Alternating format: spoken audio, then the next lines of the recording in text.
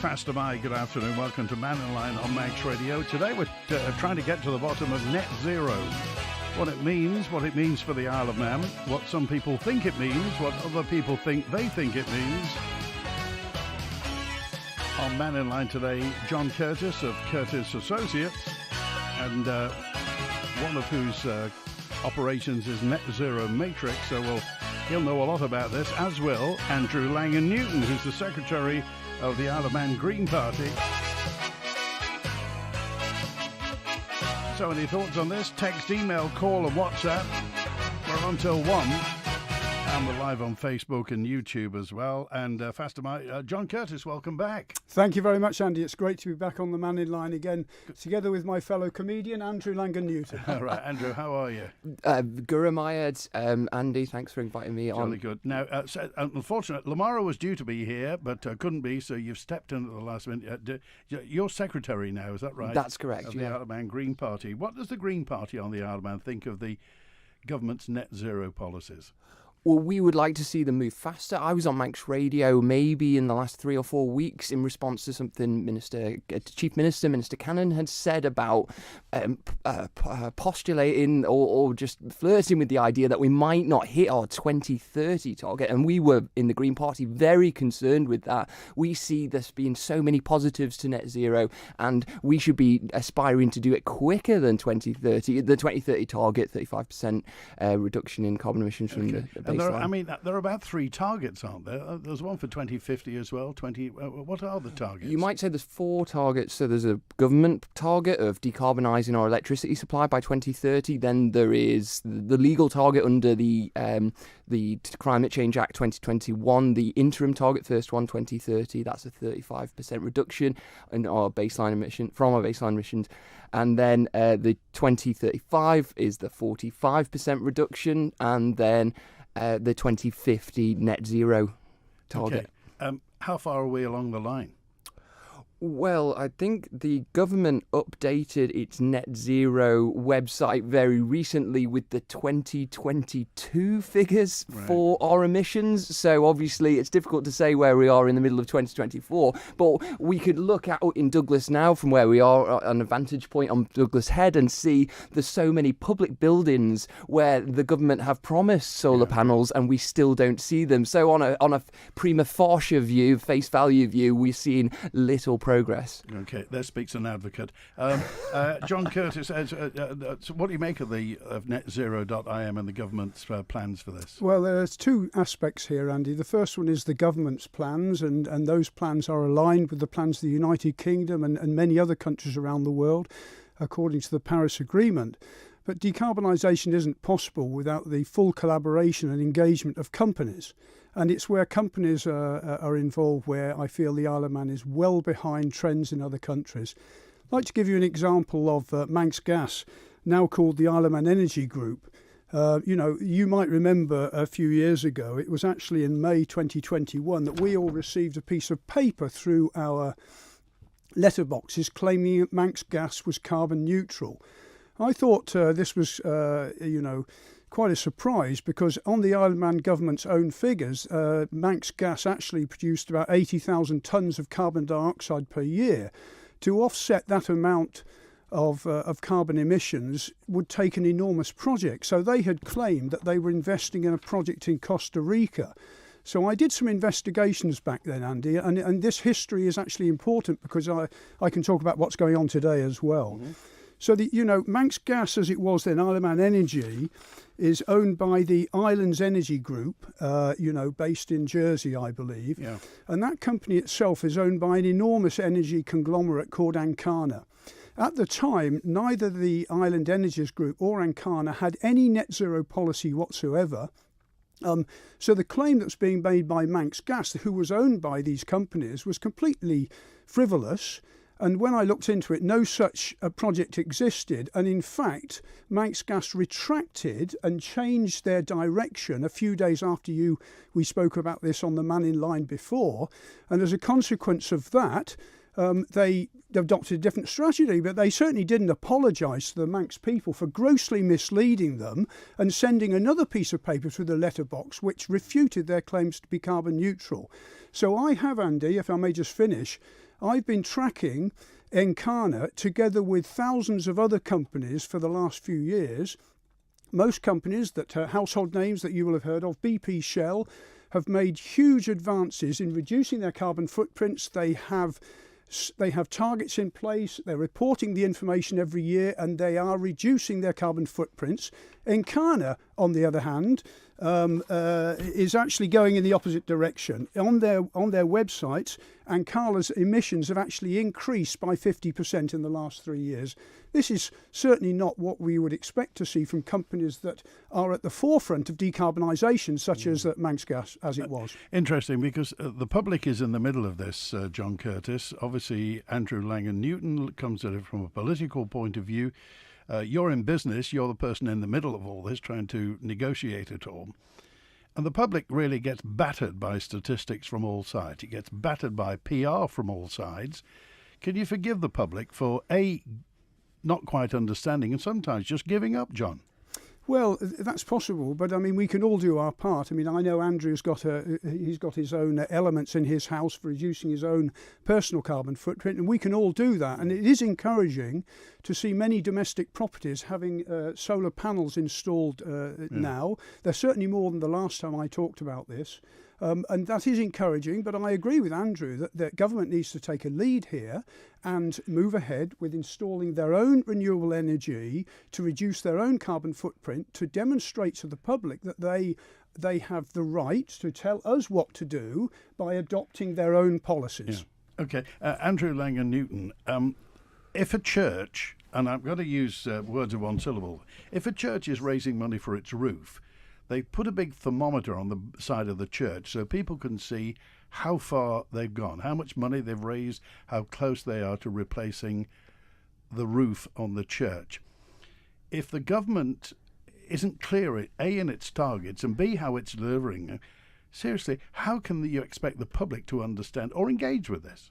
Yeah, maybe I was just thinking when you were saying that image is very arresting, and maybe we should have a big one outside Tynwald on Prospect Hill, and the MHKs could come out with buckets and try and raise money for solar panels on the Tynwald building, because that's what we really need to see. We need to see the government taking transparent initiative on this. Yes, great, you were saying it's the wind farm's going through a legal process now, and the public can engage with that legal process in terms of the planning application, but really we've been promised these solar panels that we're going to be put on in 2024, and I think the public at large would really take enthusiasm from seeing it transparently taking place, like we're seeing on so many residential buildings now, and private businesses taking their own action, recognising their important role. As John's rightly said, it's a role that we all need to take as a community together, not just the government, but also the private sector, and the private sector are taking the lead on this at the moment, and we really need to see that further action from the government. Okay, if you want to speak to John Curtis and Andrew Langan-Newton, call, text, email, WhatsApp. You got some questions, something you'd like to know more about, and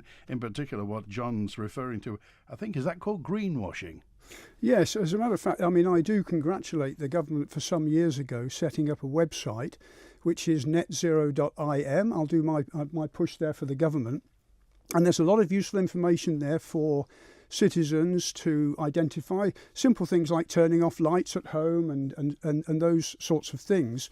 And they publish a lot of information. In fact, there's a very good definition on that website of greenwashing itself, netzero.im, again for those listeners who might want to go and look at that. And it says, greenwashing is where a company lies or exaggerates the sustainability of their product or services. There are many types of greenwashing. Green labelling is a marketing technique where mislabeled claims imply a product or service is more sustainable than it is. This may involve deceptive descriptions and buzzwords, and I refer back again here to what happened with Manx Gas when they did exactly that. So despite the fact that the government is suggesting that we should avoid greenwashing, we should identify and out the companies who are engaged with greenwashing, they still overlook the fact that one of the major companies on the island was implicit in doing that and never apologised to the Manx people.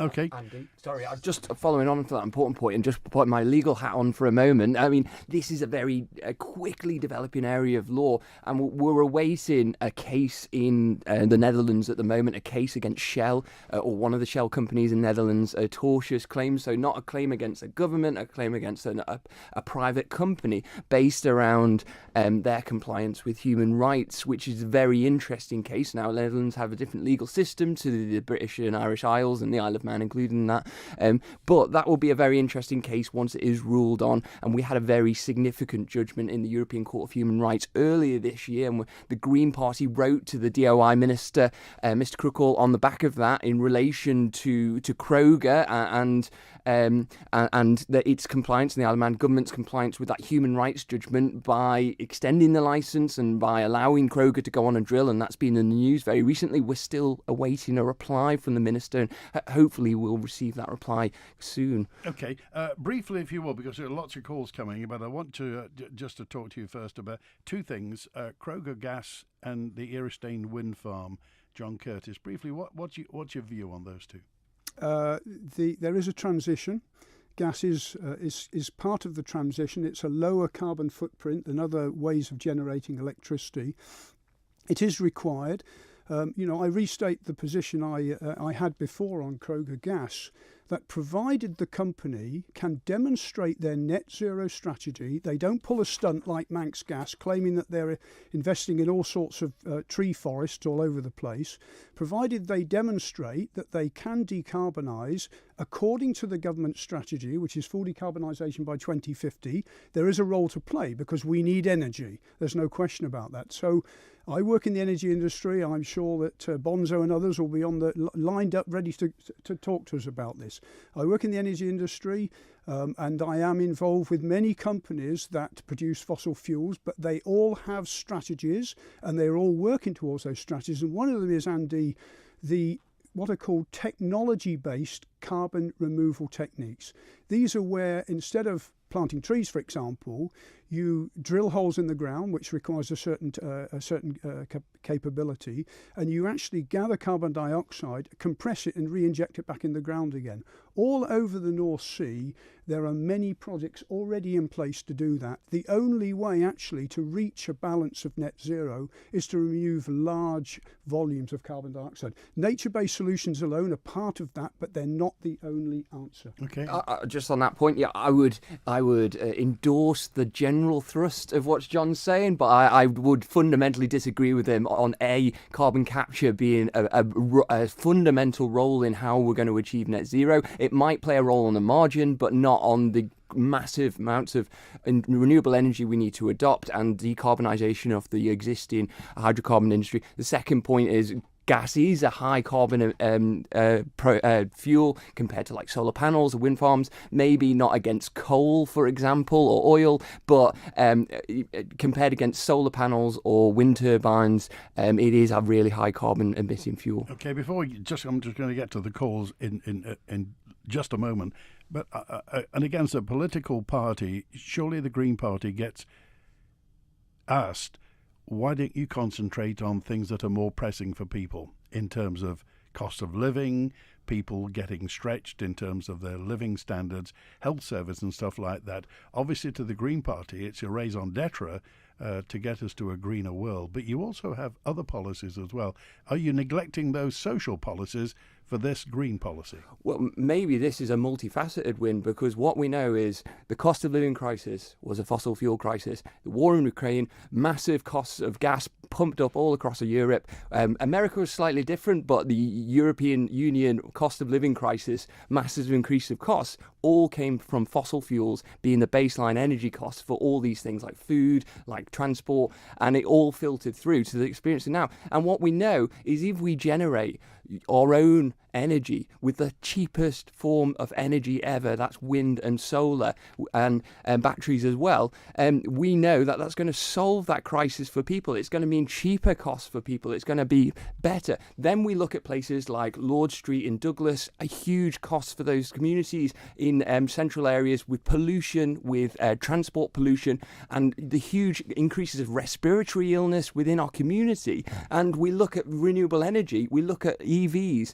we look at at new means of transport around our community, like active travel, as addressing that huge cost for our health system for those individuals who suffer those respiratory illnesses. So this is going to solve actually loads of issues for our society, not just being some kind of statement that doesn't really do anything. Okay, let's get to the lines then. And Julian's first on. Hi, Julian. You're live with John Curtis and Andrew Langan-Newton. Hi, Andy, and hello, Andrew and John. Fast am I. Yes, good day. Hiya. I'd like to ask you a couple of questions, so I'll get on with it. First one for John. Your businesses, I noticed, are under a new group that you formed in January called EnergyLink.ai, which seems to lump together your carbon credit optimization, wind data transfer collection, and also oil data for oil rig operators. What I'd like to know is how many wind turbines worldwide are you currently providing this service for, and what is your business plan for the Isle of Man? Well, thank you, Julian, and I appreciate the question. So in terms of wind turbines, we're currently processing the data for none. And in terms of business for the Isle of Man, I have none. I hope that's pretty clear. So your investment in things like the Net Zero Matrix adverts for the last couple of years, and obviously your valuable time on the radio, why are you doing it? I have been asked on to the Mannin line by Andy Wint to talk about subjects that are important to the Manx people. That's why I'm doing it. So it's altruistic? Not at all. I'm not obliged to come here, and Andy has invited me, and I feel passionately about decarbonisation. I'm greatly in favour of it, but I am a realist, and realism involves the fact that it's a transition. You know, with the best will in the world, there is baseload problems. We still have to have a baseload. If the wind stops blowing and the sun stops shining, which does happen in the wintertime, we have to get our energy from somewhere else. The extra interconnector to the island is certainly going to help there. Whether or not that electricity that is purchased comes from a renewable source or not is something that needs to be looked into. It doesn't mean that there's an interconnector that in fact the electricity is green. It depends on what's called the energy mix of the UK at that particular time and where the electricity is purchased from. And I think we need more transparency from the government about what they're planning to do there. Right. So my understanding was, I think we spoke a while ago, I think you hail from Hampshire, is that right? Okay. What's the question, Julian, if you would, please? Okay. Just wondering why the Isle of Man, why EnergyLink.ai and Net Zero Matrix and everything is based on the island, if there's no kind of business going to be formed on the island. Anyway, I'll get to my second question, which can be for either of you. The predicted energy yield, known as the load factor, from the proposed Caerby wind farm at Eriestane is being published at 74%, which is 3 times higher than the UK government's published average onshore figure, which is 26%, and can be seen on the government UK website. The Energy Transition Team have stated that they arrived at this model figure by applying wind measurements, which are currently going on up at Eriestane, and applying it to a wind turbine manufacturer's wind energy modelling software system. Can you explain how this can be when on the Manx Radio News yesterday it was announced that there hasn't been a wind turbine vendor even chosen yet? Okay, Andrew Langan-Newton. If I could just respond, I refute the suggestion that I came to the Isle of Man to run net zero companies. I grew up here. I love the Isle of Man, and I came back here to spend my last days here. And I completely refute your suggestion that there's some other reason to do that. Yeah, let me say, and I'm sure there'll be plenty more of them as well, John. Last days, that is. You've been invited on because you're in the business, and I'm fascinated by the fact that the business community is going to have to negotiate its way through this. Sure, there's a political side to this, and often a cultural side to this. But business is key to this. Am I right? Absolutely, yes. And there are many companies on the Isle of Man. Now, there's nothing wrong with making a few bob along the way. No. In fact, generally speaking, I talked about carbon capture and storage. There is a pathway for those energy companies to make a profit doing it. If there isn't a profit, it's very hard to justify it, because the cost then appears on the debit side of a balance sheet rather than the credit side, which is a revenue generating mechanism. Just back to Julian's question, neither Andy or I are really qualified to talk about the energy output of wind farms. That's a government statement to make. Anyway, any comment, Andrew? Yeah, absolutely. Yeah, no, thank you for the question. Really valuable. Recycling this point that Mr. Burgess raised some time ago now, I recall. And what we know is that wind turbines have been improving. We know that the first wind turbine put up in the Isle of Man in 1958 was clearly not as efficient as the wind turbines they're talking about at Erie Stayne. And you wouldn't be surprised at that in terms of learning curves and Moore's law, etc. And what we know is even over the last decade, we've seen dramatic improvements in the capacity factor of wind turbines. And so even in the data they're talking about from 2020, 2019, between the data the European Union is now putting out in 2024, which is showing the wind turbines onshore average turbines around between 35 and 45%. And so that's like the average area. And now Erie Stayne is, and you're talking about, I think, 26 or 28%, what Mr. Burgess was talking about, an average figure across the UK. Obviously, the Isle of Man, that the Erie Stayne has been identified by the Manx utilities based upon its exceptional quality. And Dr. Quirk was on talking last week, was it last week or the week before, Mannin line, expressing that as well. You can revisit that for that further information. But what we know is that those figures are not stagnant. They're improving because the wind turbines are dramatically improving, and that's taking place even quicker because so many people around the world want wind turbines, and so the investment going into them and the technology improvement going into them is bringing out these fantastic figures that are going to benefit people in the Isle of Man. Okay, all right. Just a final word, Julian, would you? Yeah, just a final word. I actually attended Santander Cafe yesterday with Ørsted, and they say that those massive turbines out in nice clear air, they're getting an average of 40%. So I fail to see how an onshore at Erie Stayne can be double those. Okay. It seems impossible. But anyway, thanks for your time. Good to hear from you. Thanks for that. Howard's with us now. Hi, Howard. You're live with John and Andrew. Yes, just a question that either of your guests can answer. I think it was Mr. Curtis. Is it Mr. Curtis is there? Yes. Yeah. He mentioned about carbon and compressing carbon and depositing it more or less back in the Earth's structure, in the Earth's crust, etc. Yeah. Now, to do that, you're going to have to take the carbon that's in the air and from around the world, which will come back into the fall of the void, and compress it. And that can only be done more or less on land.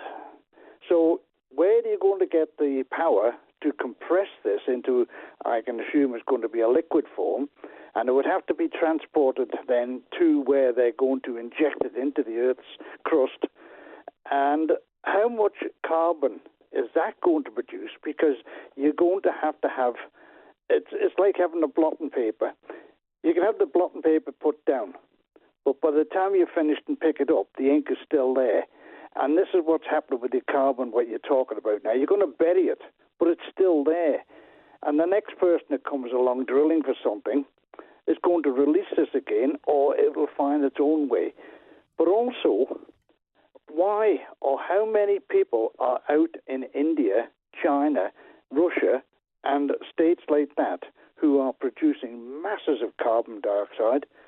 How many people are out there telling them to stop doing it and go to a more green environment? Okay, all right, two questions there. The first one, if you would, and that is the industrial process of compressing carbon dioxide, presumably to liquid carbon dioxide, and sticking in a hole in the earth. Well, I mean, so that brings in Julian's comments about energy efficiency.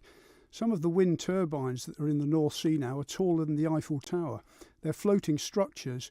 One turn of the blade provides electricity for 100,000 homes in one day. The output is phenomenal. So for the energy that's required to compress the carbon dioxide, the most efficient way of doing it is to capture it at source. That source would be typically around the production facilities.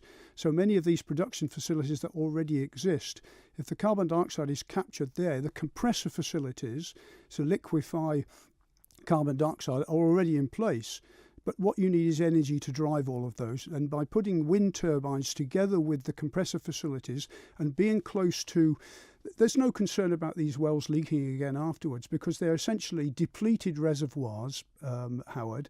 These are reservoirs that have produced in the past oil and gas, which are then at a lower pressure, and they're already sealed. The fact they must be sealed, because otherwise they wouldn't have captured all the hydrocarbons over those geological periods of time. To a non-chemist, what's the process? How do you do this? How do you compress carbon dioxide to make it into a liquid? It's a gas. So Andy's got a heat pump at his house, and a heat pump does exactly the same thing. It compresses a gas, and then by compressing it, it's creating energy, warmth, which is then pumped around the house. It's the reverse of an air conditioner. So you can do it for a gas. It's how an air conditioner works. The gas expands and it cools, and the air blows over that. It's a technology that's well understood from Victorian times. Okay, not by everybody. Andrew? So yeah, I've just remembered on Julian, helpfully, just go back to his question very briefly, helpfully referred to Ørsted. And my understanding from a comment I've just recollected now, possibly from Manx Utilities, is that when they're talking about the offshore wind turbines, they are curtailed a lot more in terms of when there's draw on their requirement, and a big, 700 megawatt wind turbine producing energy, especially at peak yields, that might be turned down because there isn't the demand. So that's why their capacity factor is lower, more like 40%. Okay. Whereas if they were running all the time, they would be much more close to Erie Staying. Whereas Manx Utilities saying Erie Staying is going to be drawn upon at all the time. So that's why it's going to have a much higher capacity factor. So that's just clear up that point. Now on China, what we're seeing from China, remarkable. They are the leader in the global green transformation, and they set a 2030 target. I think it was like 3 years ago or 4 years ago. August 2024, they're about to hit their 2030 target for green energy, for renewables. That's wind, solar and batteries and EVs. And we're sitting here pondering why the government hasn't put solar panels on government buildings yet. And they're driving ahead. And they produce 80% of the solar panels in the world for the consumption for countries like USA, UK, Europe. And we should be thanking them for investing in that and decarbonising quicker, so it's going to be cheaper for us. Okay, all right. Thanks, Howard. Good to hear from you today. And let's go to Eddie, who's with us. Hi, Eddie. You're live with John and Andrew. Hiya. You all right? Good, thanks. Same old, I'm afraid. First of all, can I just say to you a name? John Closter, physicist, Nobel Prize winner. What do you think I'm going to say? I don't know. Using that name. I'm asking them to. No. No idea. No, we don't know. Well, a Nobel Prize winner, one of the most qualified people in the world. A Nobel Prize for what, Eddie? Physicist. Okay, right. Yeah, right. There is no climate emergency. Those are his words in 2022. Right, and that has been echoed by numerous amounts of qualified people, including one. I've forgotten the guy's name. It's George or something like that from South America.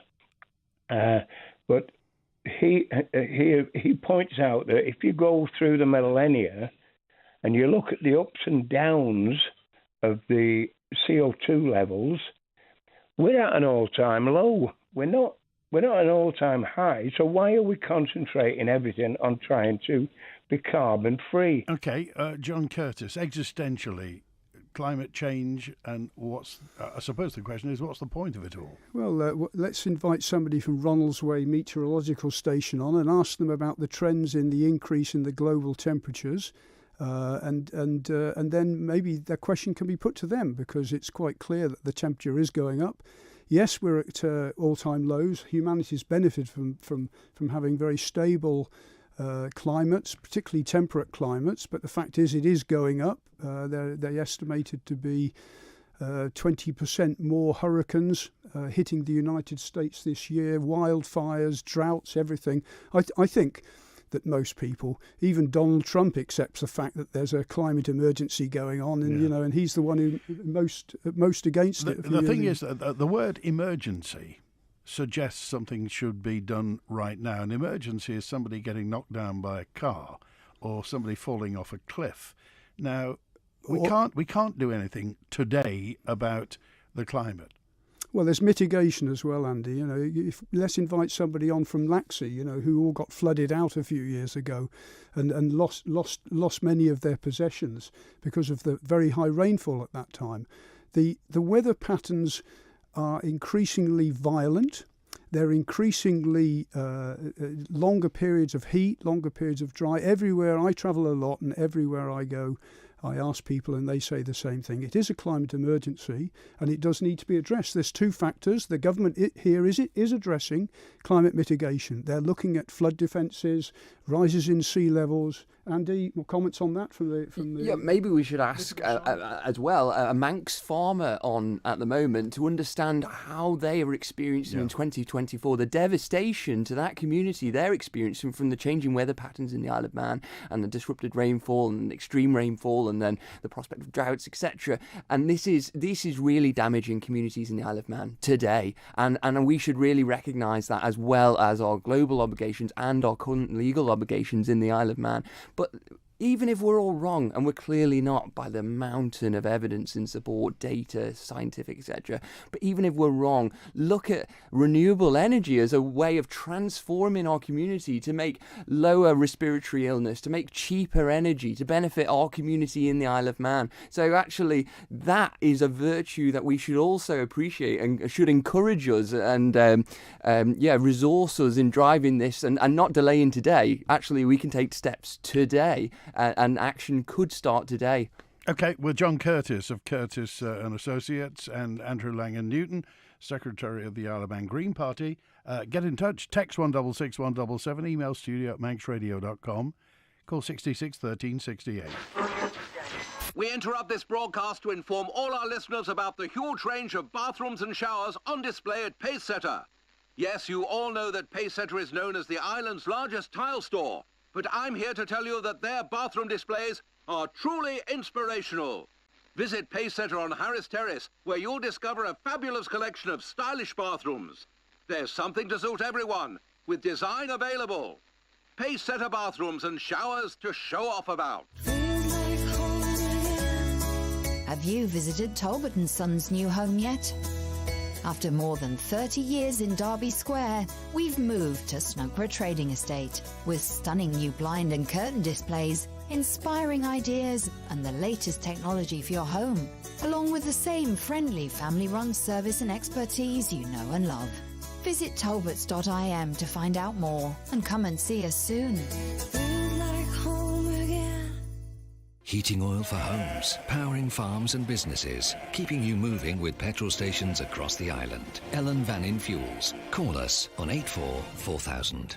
Come and celebrate Manx life with 2 fantastic days of fun and entertainment at the Royal Manx Agricultural Show. This Friday and Saturday, bring friends and family and see all the best livestock on the island. Alongside shows and demonstrations, a huge selection of food and drink stalls, craft and trade exhibitors, and so much more. The Royal Manx Agricultural Show 2024, Knockalo Farm Patrick. Open 9:30am to 5:30pm both days with ample free parking. Find us on Facebook or visit royalmanx.com for more information and to buy your tickets today. In association with Manx Telecom and supported by IFGL and your nation station Manx Radio. For the first and only time this month, FC Isle of Man return to home soil this weekend for match day 3 of the new NWCFL Premier Division season. The Ravens host Longridge Town at the Bowl on Saturday night, with the Island side hoping to push on after earning their first win of the new campaign last time out. Join me, Rob Pritchard and Tony Mepham for FC Isle of Man versus Longridge Town, kicking off this Saturday at 6pm. Manx Radio will be providing full live match commentary on our DAB and AM 1368 channels. Live coverage of FC Isle of Man on Manx Radio is supported by Selton, investing in our community. The Mannin Line with Andy Wint. And Mark's with us. Hi, Mark. You're live with John Curtis and Andrew Langan-Newton.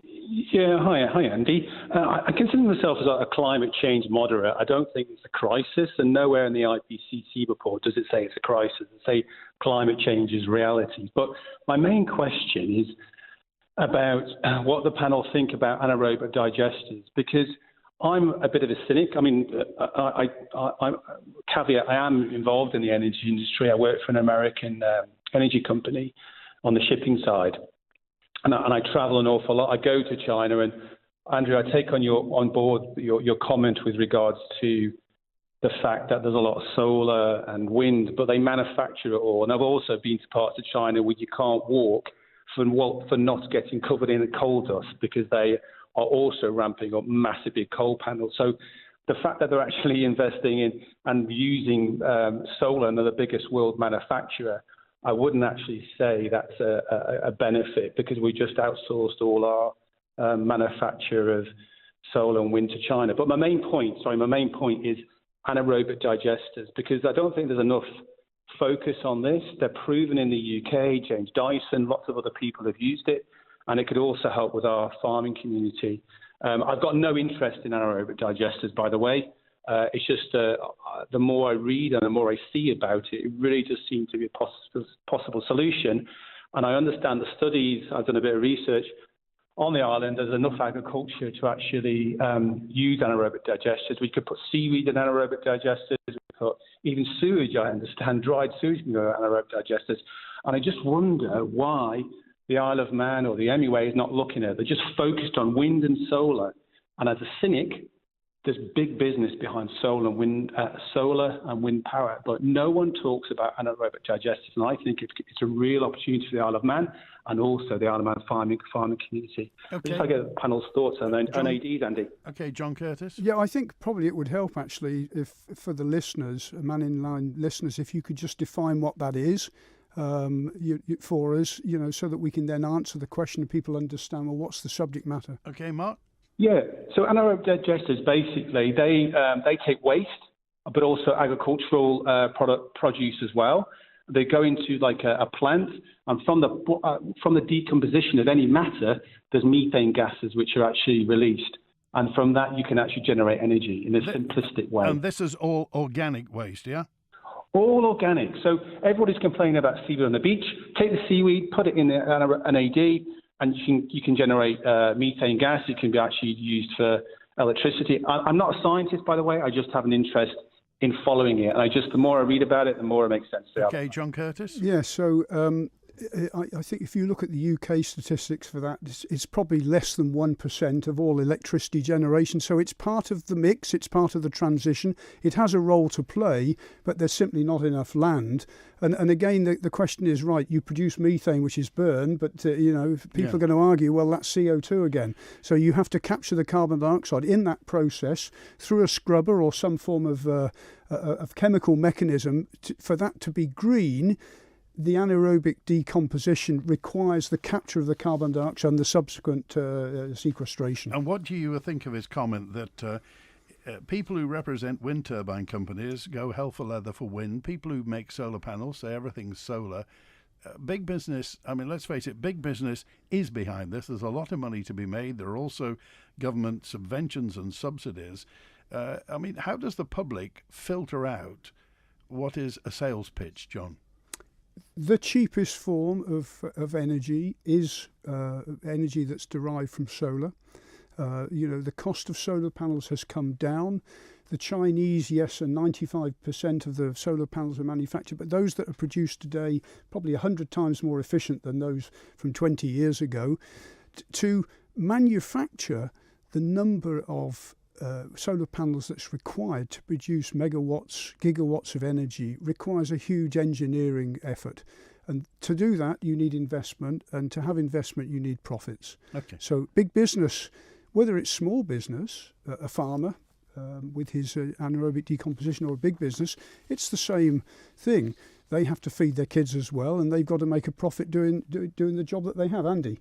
Yeah, no, thanks. I'd absolutely endorse what John said there. And yeah, like this technology, let's explore it. And if there's businesses out there who want to pursue it, yeah, go for it, because it's going to play a role. It's going to, I think John suggested as well, on the margin. And we shouldn't be suspicious about everywhere around the world now investing in solar panels and wind turbines. People make economic decisions based around price. There's a reason why people don't buy Kodak cameras anymore, and people have iPhones. It's because the market system made the technology improve, and it made something better come along that was cheaper, that was more productive, and then we had benefited from that. And that's what we're seeing with solar panels and wind turbines, and a dramatic fall in price. And again with batteries and EVs, the figures coming out of China suggested the price of batteries, lithium-ion batteries, fell between 2023 and April 2024 by 50%. We're seeing a dramatic reduction in cost. And so there is more coal power stations going up in China, but what we're seeing is the capacity factor of the existing coal power stations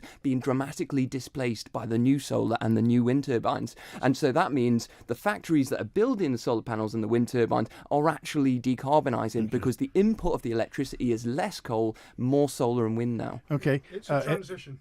Okay, just a general question. This is Grenville. Thank you, Grenville, who dropped a note in just to say, well, you talk about China, he said to Andrew Langan-Newton, how can we believe a word that the Chinese say diplomatically and politically?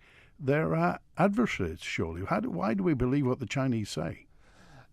Yeah, so it's a different governance system from our advanced democracy, I would say, and everyone recognises that. But the governance system in China does require the patronage of the community at large, so they just can't go and hide everything from that community, and there is a difficult tightrope going on there. But what we can judge is what we're seeing, and the last caller, he said they had been to China and they'd seen both the smog, and that's well documented, but also I think they were saying more solar and more wind turbines going up, and we know with the satellites around the world we can see that beyond what China's publicising, but this is happening. Right, Mark, you've been to China then.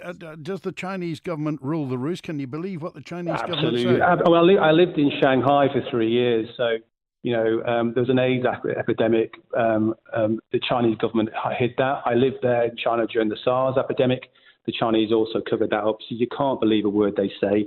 They're a totalitarian state and they're completely Marxist. So they don't have a social governance in terms of buy-in. Now, are they going hell for leather for wind and solar?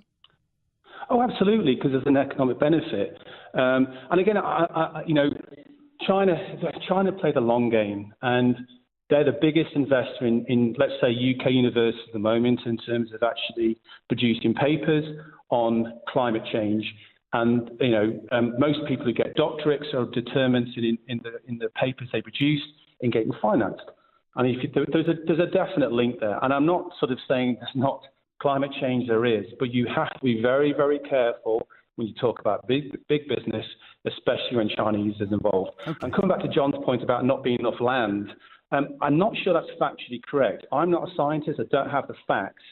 But I have read a paper that there is sufficient land on the Isle of Man for agriculture. So I'd be interested to know why John doesn't think that's correct. And also the fact that there's only 1% of ADs in the UK. That doesn't mean to say the Isle of Man couldn't have more, because ADs don't have the big business behind them that solar and wind do. So I understand their point, but there's big business and there's big players in this. So you have to be a bit sort of less naive. I appreciate your perspective on this, Mark. Thanks for calling today. Thanks a lot. Bye-bye. 11 minutes before 1 on Max Radio. Mannin Line today with John Curtis and Andrew Langan-Newton talking about net zero, how we get there, what we do, how much is it going to cost, and will we know when we get there? When the Mannin Line's not on air, call Manx Radio to leave your opinion for broadcast on 682 631.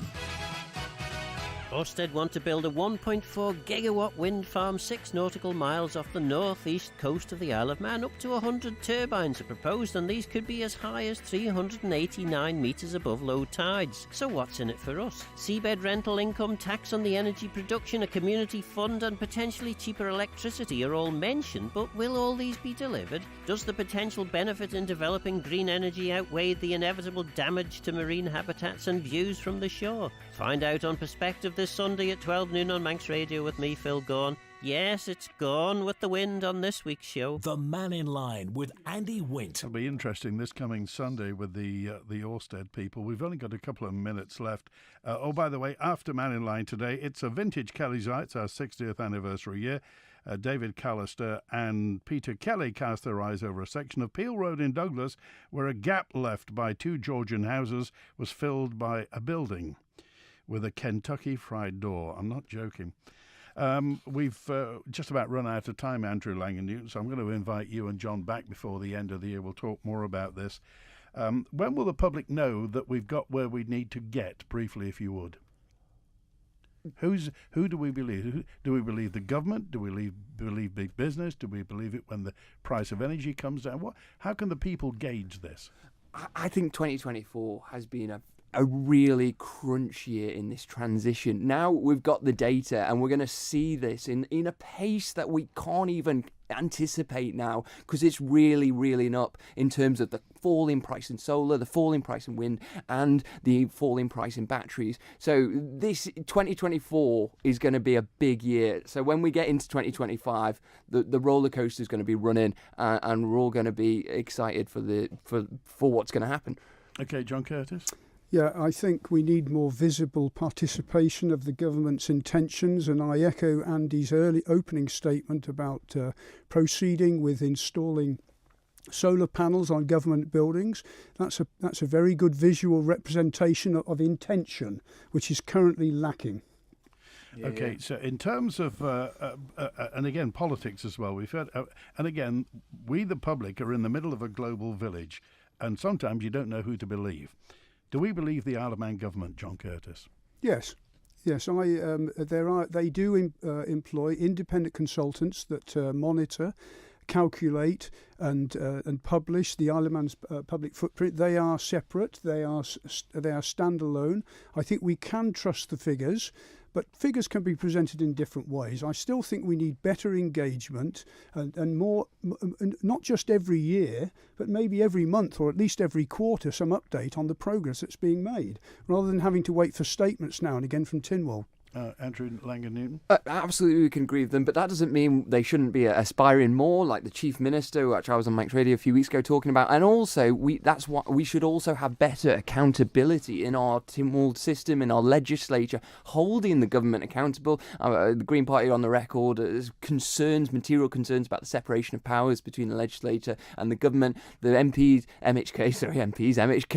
should be holding the government accountable and the ministers accountable, but when we've got this kind of blurring between too many MHKs in government, then we lose that accountability. Okay, Andrew Langan-Newton will be standing for Keys in 2 years' time, I take it? I stood last time, and that decision will be taken a year before. But the Green Party will be running candidates, and we're now inviting people to come to greenparty.im and find out more about the party. Okay, find a word for... Yes, how about inviting some sixth formers along, or some young people from the schools, and hearing their point of view, because they inherit this whole mess after all. Okay, thanks for that, John Curtis. And Andrew, next time we're out and about with a man in line in the schools, I'll put it to them.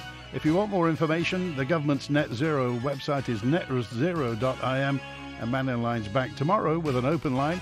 Thanks to Ben Hartley on the phones today. Oh, by the way, on Friday we're live at Nokelo for the Royal Manx Agricultural Show.